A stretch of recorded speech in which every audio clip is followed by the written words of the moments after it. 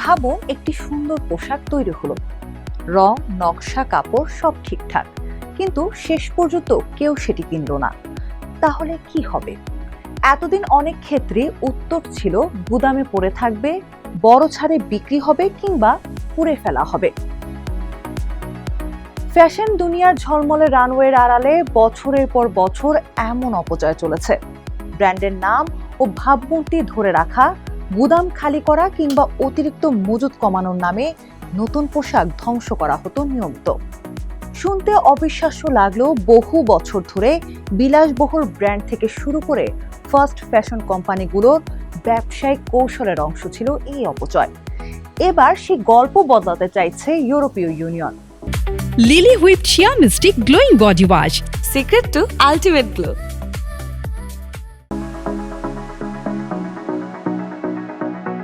ইউরোপীয় ইউনিয়নের নতুন নিয়ম অনুযায়ী বড় কোম্পানিগুলো ব্যবসার স্বাভাবিক অংশ হিসেবে অবিকৃত পোশাক ও জুতা ধ্বংস করতে পারবে না। Eco design for sustainable products regulation বা ESPR এর আওতায় এই নিয়ম কার্যকর শুরু হয়েছে। লক্ষ্য একটাই, পণ্যের ব্যবহারকাল বাড়ানো এবং অপ্রয়োজনীয় বর্জ্য কমানো। অর্থাৎ একটি পোশাক বিক্রি না হলেও সেটি কিভাবে পুনরায় ব্যবহার করা বা মেরামত বা অন্যভাবে কাজে লাগানো যায়, এখন সেটিও কোম্পানিকে ভাবতে হবে। ফলে পোশাক তৈরির পর গল্পটা আর শুধু বিক্রিতে শেষ হবে না। ফ্যাশন শিল্পে একটি শব্দ রয়েছে, ওভার প্রোডাকশন বা অতিরিক্ত উৎপাদন। কোন পোশাক কত বিক্রি হবে তা আগে থেকে নিশ্চিতভাবে বলা কঠিন। তাই অনেক ব্র্যান্ড সম্ভাব্য চাহিদার চেয়ে বেশি পোশাক তৈরি করে। কিছু বিক্রি হয়, কিছু কম দামে বিক্রি হয়, আর কিছু কখনোই ক্রেতার হাতেই পৌঁছায় না। এখানেই সমস্যা। একটি পোশাক তৈরিতে শুধু কাপড়ই লাগে না, তুলা উৎপাদনে পানি, কাপড় তৈরি ও রং করতে বিদ্যুৎ, জ্বালানি ও রাসায়নিক লাগে। এর সঙ্গে যুক্ত থাকে মানুষের শ্রম এবং এক দেশ থেকে অন্য দেশে পণ্য পরিবহনের খরচ। তাই কোনো পোশাক শেষ পর্যন্ত পুড়িয়ে ফেললে শুধু একটি পণ্যই নষ্ট হয় না, নষ্ট হয় এর পেছনে ব্যবহৃত পানি, জ্বালানি, শ্রম ও অন্যান্য সম্পদও। Lily Whipped Shea Mystic Glowing Body Wash. Secret to ultimate glow.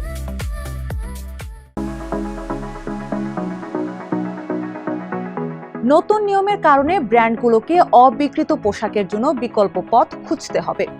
বিক্রি না হওয়া পোশাক আবার বাজারে আনা, মেরামত করে বিক্রি, পুরনো পোশাক থেকে নতুন পণ্য তৈরি বা কাপড় পুনঃপ্রক্রিয়াজাত করা যেতে পারে।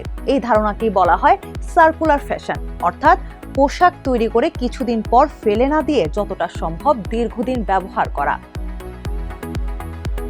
এই কারণে ইউরোপে পুরনো পোশাক বিক্রি, পোশাক ভাড়া, মেরামত ও আপসাইক্লিং এর জনপ্রিয়তা বাড়ছে। পেটাগোনিয়া তাদের ওন ওয়্যার কর্মসূচির মাধ্যমে পুরনো পোশাক মেরামত ও পুনর্বিক্রি করে আসছে। জারা ও H&Mও বিভিন্ন দেশে ব্যবহৃত বা প্রি ওন্ড পোশাক বিক্রির উদ্যোগ নিয়েছে। এই পরিবর্তনের ঢেউ শুধু ইউরোপেই সীমাবদ্ধ নেই, এর প্রভাব পড়তে পারে বাংলাদেশের পোশাক শিল্পেও। কারণ বাংলাদেশের তৈরি পোশাকের বড় বাজার ইউরোপ। ইউরোপীয় ব্র্যান্ডগুলো নতুন নিয়ম মানতে শুরু করলে বাংলাদেশি পোশাক কারখানাগুলোকেও পরিবেশ বান্ধবভাবে উৎপাদনের দিকে আরো বেশি গুরুত্ব দিতে হবে। তখন শুধু কম দামে দ্রুত পোশাক তৈরি করাই যথেষ্ট হবে না। ক্রেতারা জানতে চাইতে পারেন কারখানায় অতিরিক্ত পোশাক কতটা তৈরি হচ্ছে, অবিকৃত পোশাকে কি হচ্ছে, পুনর্ব্যবহৃত উপাদান কতটা ব্যবহার করা হচ্ছে এবং কার্বন নিঃসরণ কমাতে কি ব্যবস্থা নেওয়া হচ্ছে।